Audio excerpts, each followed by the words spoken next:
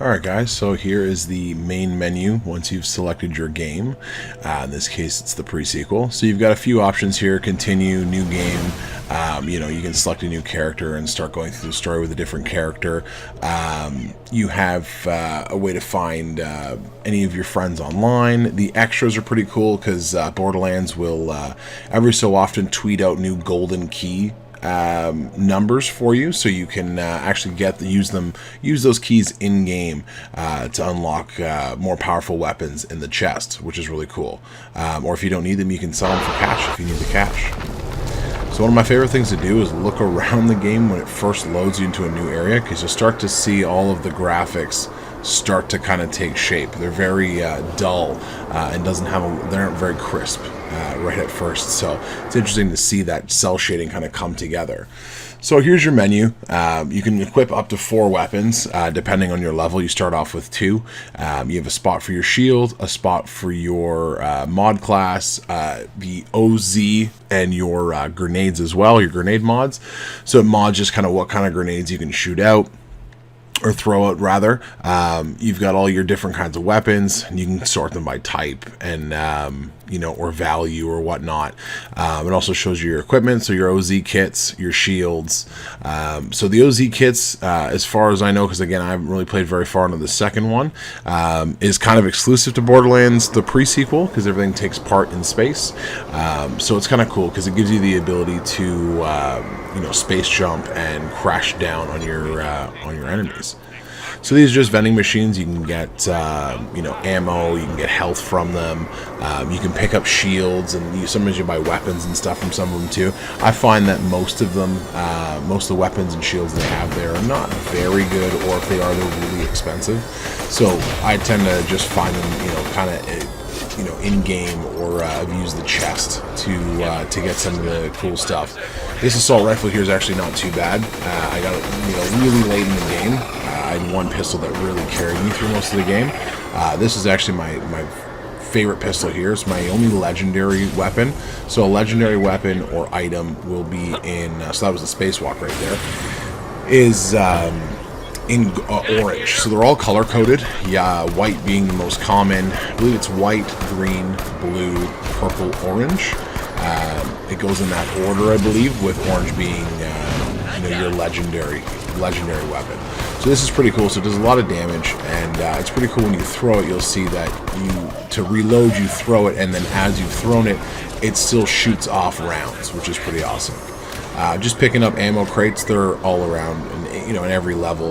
Well, the cool thing about this game is they're not, they're just class specific. They're not, you're not trying to find, incendiary rounds or frozen rounds or anything like that. Those effects all come from the weapons. So you just look for assault rifle, ammo, or you're just looking for pistol ammo. One change I found from Borderlands 1 to the pre-sequel is that you don't have 2 classes for pistols anymore. It wasn't the repeaters or your semi-automatics and your revolvers. In the pre-sequel, they're all just kind of together, which was an interesting way to do it, but it makes it easier for getting ammo and stuff, and just really kind of cleans up your menu there. I really hate these flying guys because they're hard to get a hold of.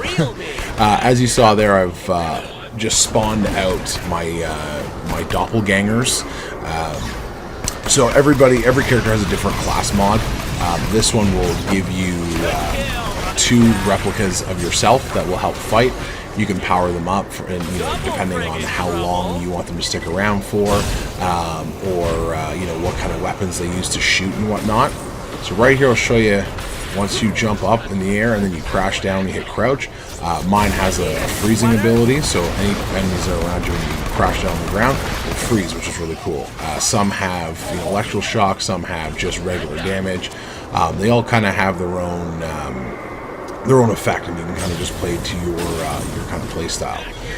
But yeah, so your Digijacks, as they're called, will only last, I think it's like 30 seconds, and then you get some class mods that when you upgrade them, they can actually last a little longer, or depending on how many kills you get, they'll extend their life a little bit more, which is pretty cool. So yeah, that's kind of the menu, a little bit of gameplay, what it looks like. and kind of what to expect. There's your character tree there. So every level you get a new skill point. You can spend it there. And then you also have your badass rank, so that just they're like little things that you can add, to your max health, shield capacity, and all those kinds of things there, which is a really cool option they had in here, just to kind of help out a little bit more. Finding these little pieces here are just different cosmetic things. So that was for one of the vehicles. You just click on it in your inventory and you've unlocked it. You don't need to go anywhere else or to do anything else. Hello everybody and welcome back to the Gaming Power-Ups. On today's video, as you can tell by the gameplay, I'll be doing another honest review. Today's is going to be the Borderlands The Pre Sequel. I've got the Handsome Collection over my right shoulder, which contains actually the Pre Sequel and number 2. So, funny little backstory on before I even get into the game is I got this game because when I got my PlayStation 4 just about 2 years ago, it came with the Star Wars Battlefield 2 game. I don't know, the one with all the microtransactions that everybody hated. And I'm not a very big Star Wars fan, and then I heard about all the microtransactions and got really scared and turned off by it. So I was like, hey, you know what? Brought it into a local store and go, hey, listen, it's a brand new game. I just want to trade it in. What can I get? And they're like, you can get like $30. I'm like, but the game's $80 brand new. And they're like, $30. So I was like, you know what? I'm never going to play this game anyway, so I might as well at least get something. So I saw Borderlands, and I've known friends that have kind of talked about it. I had it for the PS3, but I've actually never put it in. I've never tried it. It's always been in the backlog, always meant to do it, and never got around to it. So it being one of my first games that I got for it besides Call of Duty World War II, I was like, you know what, let me just try this. There's only so much Call of Duty you can do in a day, so let me try Borderlands out. And I put it in and started playing the pre-sequel because I figured, that sounds like it's, story-wise where I should start off. And I put it in and I put in a few hours into it and then I just stopped. I didn't like how the leveling, your leveling system worked and the progression in the game. I didn't want to do a whole boatload of side missions just to level up my character. I just kind of wanted to go more through the story, do a couple optional missions. But I find that I get lost a lot of times in games and with side quests, and then I kind of forget why I'm even or what I'm doing. So the hope was to just get through a couple side missions and whatnot, but it almost seemed like it needed to be side mission heavy just so you could kind of level up.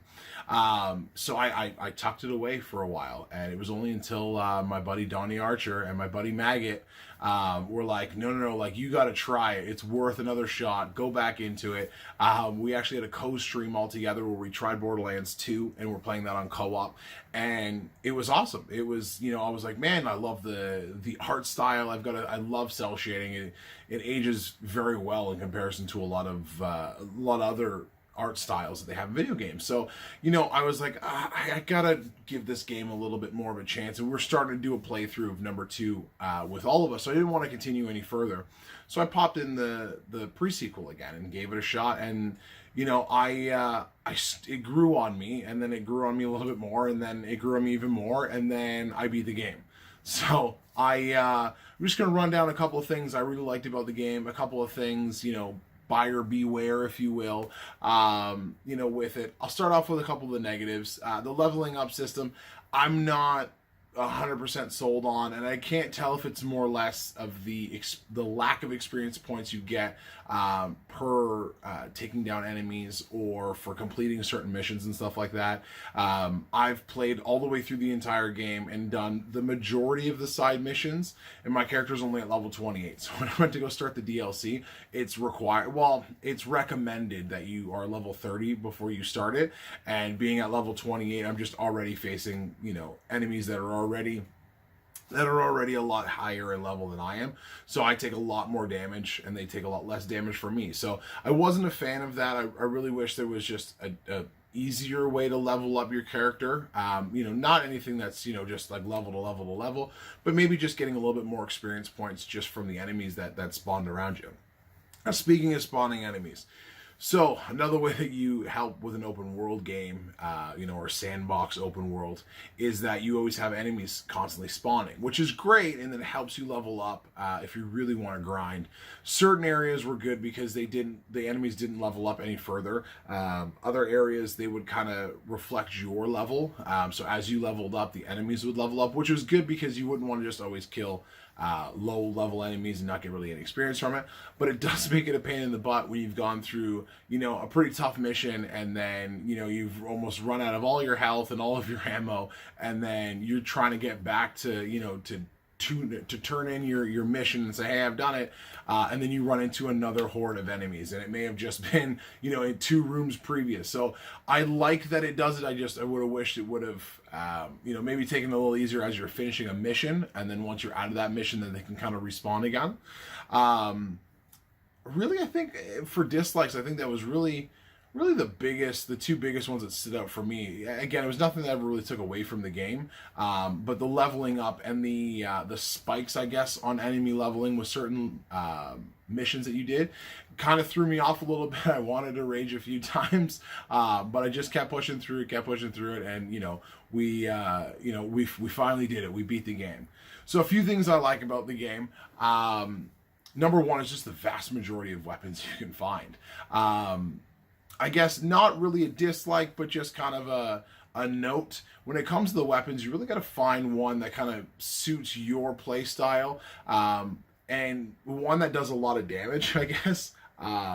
If you don't have the golden keys that you can unlock the in-game crate to get some of the rarer weapons or more powerful weapons and items, it can be a bit challenging trying to find the right weapon to defeat your enemies. I ended up relying on a pistol that had incendiary rounds and had a big clip and was just a machine pistol, so it would fire rapid fire. So that became the gun that carried me most of the way through the game. I didn't enjoy a lot of the other weapons because I just felt that they weren't as strong, or their reload speed or accuracy and stuff like that. So it was only really until getting into the crate that I found that I was able to find some guns that were really good.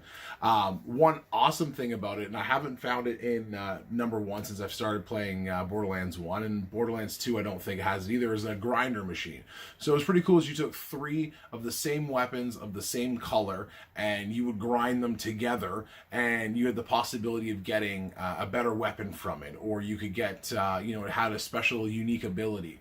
I was actually able to get that one pistol I showed in the video there by grinding 3 purple pistols together, and I got the best results outcome, which gave me a legendary weapon, which was really cool. So I've never stumbled upon one in game yet. I haven't found one in a chest, so it was really cool to be able to grind 3 pistols that I didn't really need into getting myself a legendary, and that pistol there carried me through most of the game.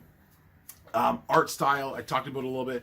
Cell shading, I love cell shading. Cell shading looks fantastic. It ages very well. And it's unique. Seeing some of the earlier screenshots of what Borderlands was going to be, I think it would have just gotten lost as a generic shooter. You wouldn't have been as popular of a game. It wouldn't have been as unique. It would have just kind of been another shooter that, maybe some people played, some people didn't. I'm sure as heck probably wouldn't be talking about it right now. So, there's just something with cell shading that just is, at least for me, I find so appealing. I also like that every time you load into a new area, as I mentioned in the video, is that you kind of got to wait for all of the textures to kind of come into play. And I don't know if it was done purposely or if that's just the way that the cell shading loads in, but it's just kind of cool because it's almost like they're just putting the finishing touches on the level. Like, it's like, wait a second, we're almost done painting your level. The characters are hilarious. Every single, from all the bad guys to the little grunts all the way to the bosses, they all have something smart ass to say. They've always got little quips and stuff like that. The boss battles are insanely hilarious. So it's a really fun game that doesn't take itself really seriously. And I think they've done a really, really good job, especially with all the characters. In the pre-sequel, I've heard a lot of my friends say that is not the most stellar of the 3 that they have right now. This is Borderlands 2 is kind of the creme de la creme. I really enjoyed the pre-sequel. I do find it hard going backwards now, in the sense of, when they released these games. So they came out with Borderlands 1, then Borderlands 2, and then they came out with the pre-sequels. The pre-sequel was supposed to take place before number 1. So it's it's hard going back playing a new game and how they refine certain inventory items and the way that you use your skill tree and stuff like that, and going in with the old one. But I love it, and I've got to get through number 1 and get through number 2 and then get on to number 3. It's a really fun shooter, and it's co-op, which is amazing. This is the last real good point I have of it, is that the co-op is just drop in. It's just drop in and out whenever you please. You've got a couple of friends that jump online and they've got about an hour to kick around. You guys can go and you're gonna play for longer. Amazing. They can join you in your game, and they will, even if they're higher or lower level, they'll join you on your game, and then you will go through the story mode. Like, you'll go through the story, go through whatever missions that you're on with your friends. Now, you will have more enemies spawn. They will respawn faster. They are a little bit stronger. But you can also find a lot of awesome loot. So, especially for me, I did jump on one of my good friend Donnie's game with him, and he was level 20. I'm level 8. So I'm doing nothing the entire time. But I was collecting loot and collecting weapons and stuff like that, and they were getting dropped from his game. So, the weapons were, you need to be like level 20 to use them, but I could trade them in for cash. That helped me buy, to get new items and weapons and stuff like that I could get and play at my level. So, really, really top-notch co-op. So, it doesn't have to be a co-op game. If you want to play as a solo adventure, is what I've done for most of the pre-sequel. But the option to have that amazing co-op there, and again, it's just drop in. There's no, you don't have to like form a lobby. A friend leaves, and then you've got to restart the lobby again once they leave. It's it. They're like, all right, see you later. They're gone, and then you continue on your mission. So that's kind of my my honest review on Borderlands. So especially from a guy who originally started playing this game and go, I don't know. Shelved it for a good year and a half. I shelved it, and I regret that I did, because I've fallen in love with the series now, and now I've been playing through number 1, the re-release they have for the PS4.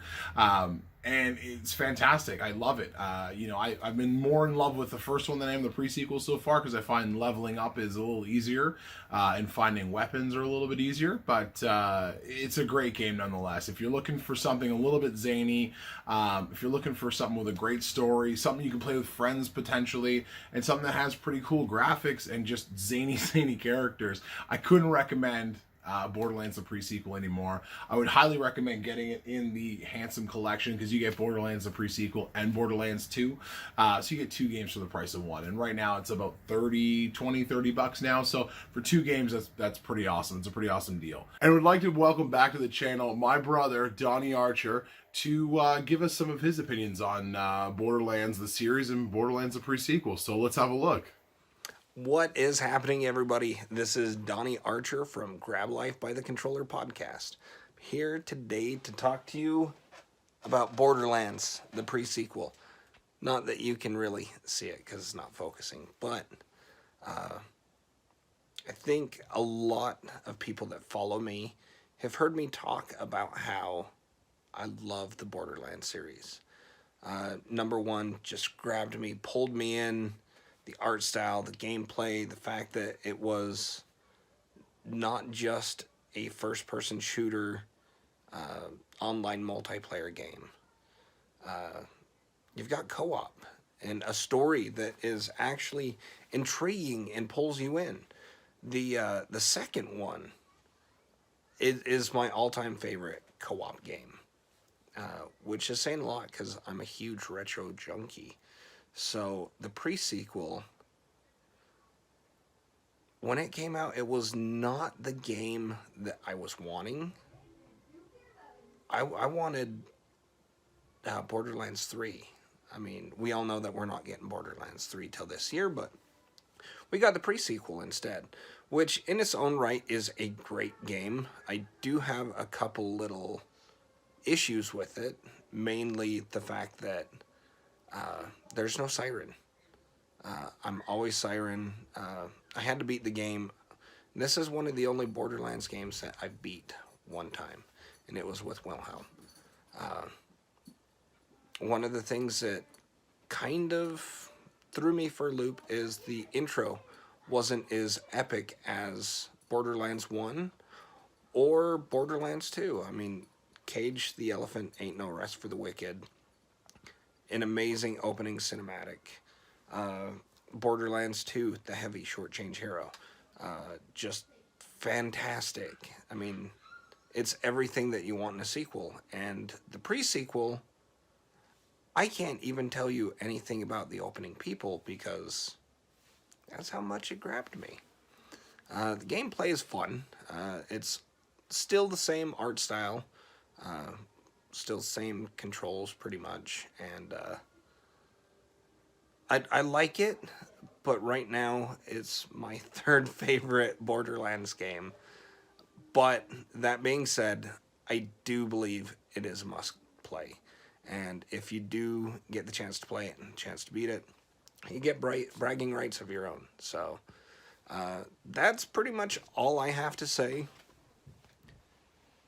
other than the fact that I am so excited for Borderlands 3, and I am excited to have a real good crew to play it with, and hopefully we will be bringing some entertaining videos. So thank you for having me on, giving my little 2 cents. I didn't dive too deep into it because I'm pretty subjective when it comes to Borderlands. I mean, like I said, Borderlands 2 is my favorite co-op game of all time, and it's just a great series. So go check it out. Peace. Thanks, guys, for all coming out and watching another honest review. And until next time, everybody, game on.